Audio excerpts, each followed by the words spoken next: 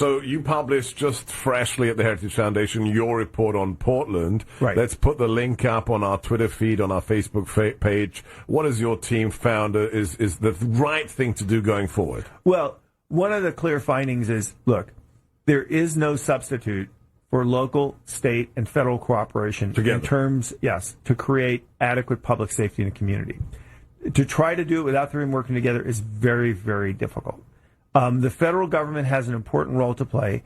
We've all focused on the protection of property because the attackers, the organized violence in Portland in particular, has been designed to destroy federal property and injure federal officers, right? So it's not just about protecting them.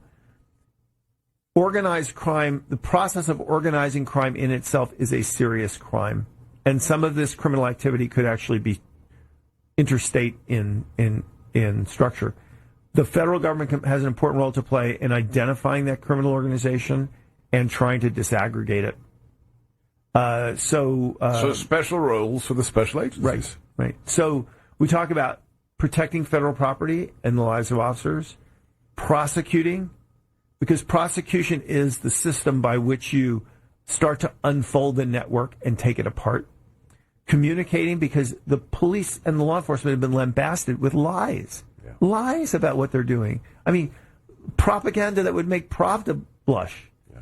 And then recover. Because the people who have been the most hurt here, low income, minorities, small businesses, they can't walk their own streets. In America, you have a God-given birthright to be able to walk a street safely. So we have got to stop, regardless of what the yahoos who run these cities and states are up to, we have to start to create the space for communities to rebuild themselves. I think that's the most important thing you just said, and it's powerful. It shouldn't be unreasonable to say I have the right not to be attacked as I walk the street. There's a chant that you hear a lot in these demonstrations: no justice, no peace.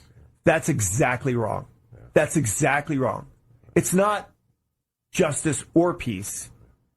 Americans are entitled to both. Americans are entitled to fix their problems, to make their communities better, to have their children, and they are retired to have peace and peace of mind. Do not threaten to take one away from me to do the other, because you'll lose both in the end. And that chant, no justice, no peace, is in its essence extortionate. It is about violence until I get what I want. That's not how we built this country.